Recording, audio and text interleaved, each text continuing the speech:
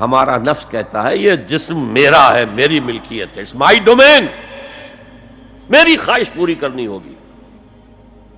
جیسے اس نے کہا میں نہیں جانتا کوئی خدا ہے میرے سوا اور میرے اوپر، میں نہیں مانتا.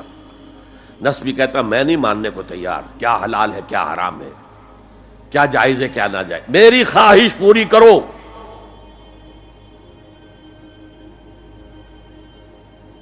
اس کے خلاف جہاد،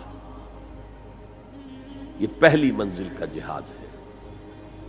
اور آپ کو معلوم ہے 3 منزلہ عمارت ہے، تو بلند ترین تو ہے تیسری منزل، اہم ترین ہے پہلی منزل.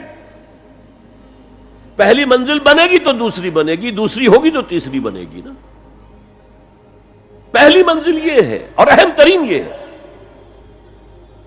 اسی لیے مولانا روم نے کہا نفس ماں ہم کم ترس فرعون نیست، میرا نفس بھی فرعون سے کم نہیں ہے، لیکن ایراعون نیست، اس کے پاس لاؤ لشکر تھا، اس نے زبان سے بھی کہہ دیا تھا انا ربکم الاعلی، میں ہوں خدا.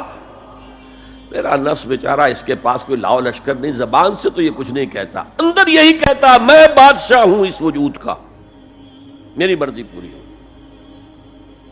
تو اسٹرگل اگینسٹ دس بیسر سیلف، ایک سیلف ہے اونچی سیلف، خود ہی انا ایگو، اور ایک ہے یہ بیسر سیلف، حیوانی جبلتیں جو اندھی بہری ہیں، جو حلال اور حرام سے انہیں کوئی غرض نہیں، ان کے خلاف جہاد کرنا.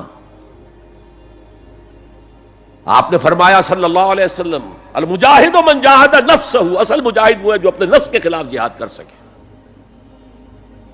تمہارے اندر یہ دشمن تو بیٹھا ہوا ہے، تکڑا ہے، تمہیں کنٹرول کر رہا، چلے آؤ باہر کے دشمنوں سے جہاد کرنے کے لیے. تم نے ٹانگے کو گھوڑے کے آگے باندھ دیا. اور ایک دفعہ حضور سے پوچھا گیا ای الجہاد افضل یا رسول اللہ، اے اللہ کے رسول سب سے افضل جہاد کون سا ہے؟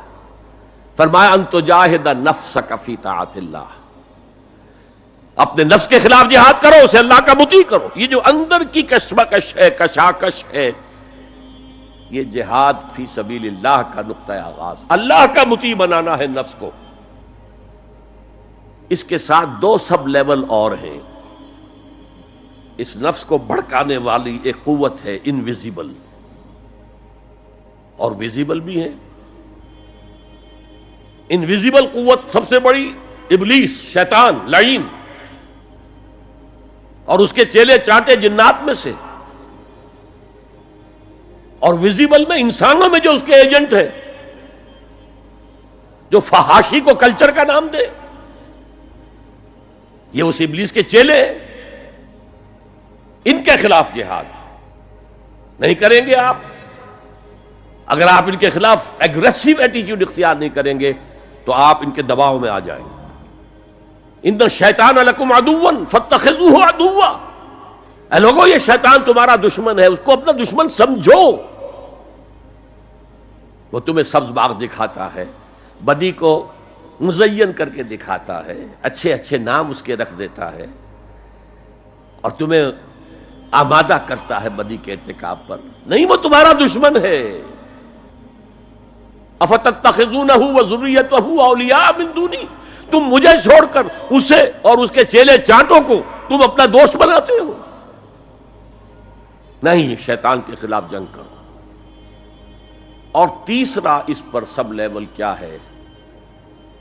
معاشرہ اگر بگڑا ہوا ہے، اس کا عمومی رجحان برائی کی طرف ہے، تو سوشل پریشرز آپ کو ادھر دھکیلتے ہیں.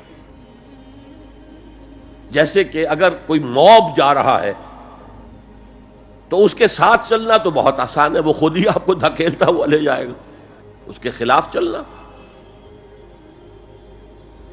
بہت مشکل کام. ہو سکتا ہے آپ بڑی زور لگا کے 4 قدم آگے بڑھیں، پھر کو ریلا آئے 10 قدم پیچھے لے جائے. تب 2 ہی راستے ہیں، زمانہ بات و سازت تو بعد زمانہ بے ساز. یا تو پیسو معاملہ ہے، زمانہ تمہارے ساتھ سازگاری نہیں کرتا، چھوڑو تم زمانے کے ساتھ سازگاری اختیار کر لو، چلو تم ادھر کو ہوا ہو جدھر کی. ایک یہ ہے کہ نہیں، زمانہ بات و سازت تو بعد زمانہ ستیس، زمانہ اگر تمہارے ساتھ سازگاری نہیں کر رہا تو زمانے سے جنگ کرو، لڑو، ریزسٹ کرو۔ تو 3 جہاد ہو گئے فرسٹ لیول کے، 3 سب لیولز۔ نفس امارہ، اڈ، لیبیڈو، نفس حیوانی کے خلاف جہاد، اس کو بھڑکانے والے، وسوسہ اندازی کرنے والے، اس میں پھونکے مارنے والے، شیطان اور اس کی ذریت مانوی اور ذریت نسلی، جنات اور انسانوں میں جو اس کے ایجنٹ ہیں، ان کے خلاف جہاد، معاشرے کے خلاف ایک اسٹرگل۔ اب یہ 3 جہاد آپ نے کر لیے، اللہ توفیق دے ہم میں سے ہر ایک کو، تو اب یہ جہاد آپ کے جسم سے باہر نکلے گا، خارج میں آئے گا۔ دوسری منزل ہے نظریاتی تصادم۔ اگر آپ نے ایمان کا نظریہ اختیار کیا ہے تو الحاد کا نظریہ رکھنے والے بھی موجود ہیں۔ آپ نے توحید کے نظریے کو اختیار کیا ہے تو مشرکانہ عقائد رکھنے والے بھی موجود ہیں۔ They are bound to resist.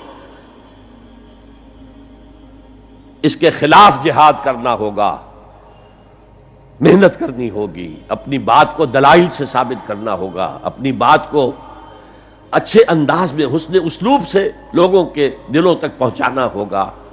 ظاہر بات ہے وقت لگے گا، جان کھپے گی، اور اگر آپ انتہائی سنسیئر ہیں یہ آپ کا ایک لائف لانگ اور ہول ٹائم جو ہے آپ کی انگیجمنٹ ہوگی ہے۔ اینڈ ٹائم از منی۔ جہاد بالمال، جہاد بالنفس۔